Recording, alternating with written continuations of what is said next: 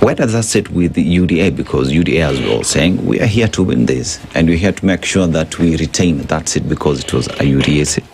Let me say this. First of all, we still had this kind of excitement, which I'm hearing from my colleague, when we went for the by-elections in Bere, North, and Malava, and different other constituencies. Yes. And what happened was a real showdown to the DCP, which I must commend. A bit for of correction. DCP did not have a candidate. I think it's important that we clarify. But they had the United Opposition DCP candidates. did not have a candidate. They aligned in with Bere. certain candidates in Bere. Okay. They agreed on a candidate from DP. Initially, that candidate was not even in DP, but they agreed because the seat was originally held by a DP member of parliament. So for purposes of clarification, DCP threw their support behind the DP. Their United, what they are now calling United Opposition. All right. They agreed on a candidate in Bere. And I would hope at least they can be honest enough to own up that they even went to campaign, and we even saw their party leader moving from house to house, even helping to make tea. He did a number of things in Bere which showed that he supported that candidate. Okay. Now, that was then their candidate. And in fact, my colleague and my brother here has confessed he went to Bere. Why was he in Bere if then it was not their candidate? So I don't think that's a point of contention. It was their candidate, their joint candidate. And together with their joint candidate, they were shown dust by UDA. It is never too good to dance before the drum beat. It's always good to wait for the drum beat to beat. But I must commend them for the gift of gab and the gift of speech, the gift of speaking, and it's usually easier for opposition. When people are aligned to opposition, it's always easier to say, Mombasa Road now has a pothole. And it's easier for them to condemn, to show mistakes, to show gaps, because that is the work of an opposition, to check the government.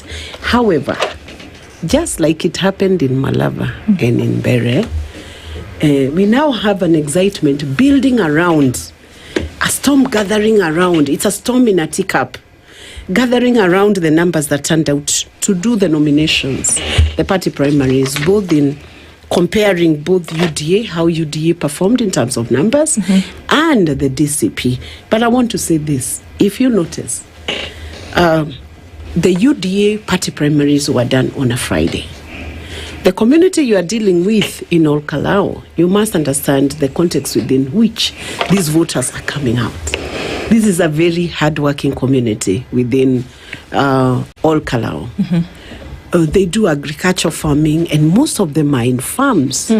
When you pick a weekday to do an event like that, the numbers are affected. The best day to do party primaries, from a perspective of secretariat and from a perspective of my role as former SG, is usually a weekend, a Saturday. Because Saturday. You get to receive more people, because can you imagine the teachers who are in school, the doctors who are in hospitals, they might not actually come out on Friday. They'll come out on a Saturday. Okay. So they had the added advantage of doing it on a Saturday. And then the UDA initially had slotted the party primaries to be done on Saturday.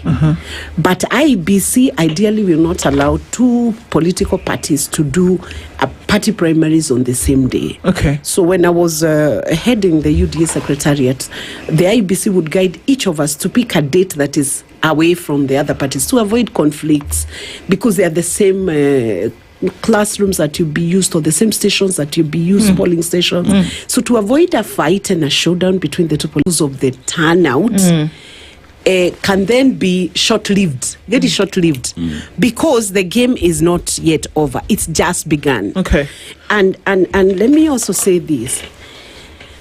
The person who goes to vote in a party primary, for you to know that it's done properly, a nomination is done, plan is done properly, you must look at who are they allowing to vote.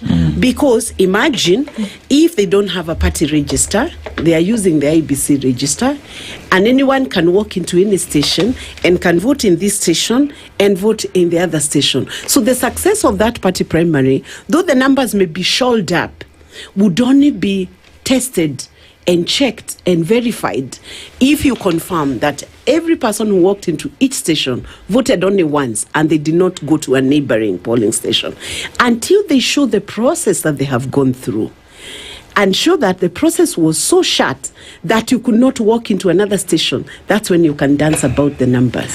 Because it could as well be that you have gone and voted in 3 stations, 1 person. So the numbers are counting. As you go to the next station, it counts another additional person. So an IEBC would not have a control over this? No, they don't have control. Yes, party primaries are done by the parties themselves. Yes, Senator, because it's a secretariat that runs. In other words, I'm saying, though the numbers may be appearing to show like DCP had a heavier turnout, based on the Saturday, based on what process they used to show whether that a single voter did not vote 3 times or 4 times, or did not have 3 ballots or 2 ballots, then you would then come and boast about the numbers. But when the real game begins, and it's the IEBC now checking and making sure that your finger has been inked after you vote. Yes.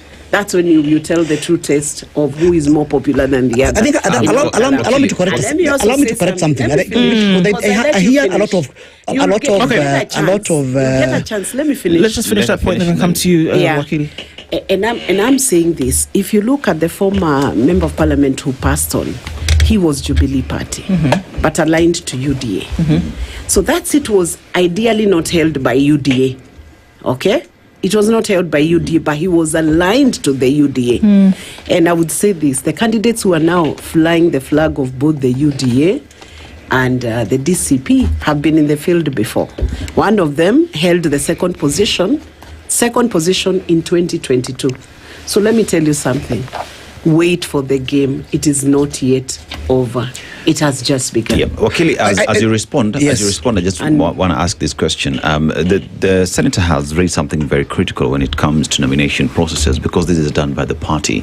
And one asked the question, who voted for the DCP member? Exactly. Because one asked the question, is there party register for DCP members in all Kalau? And is there evidence to show that everyone who voted is actually a DCP member? Thank you. First and foremost, I think it's important that I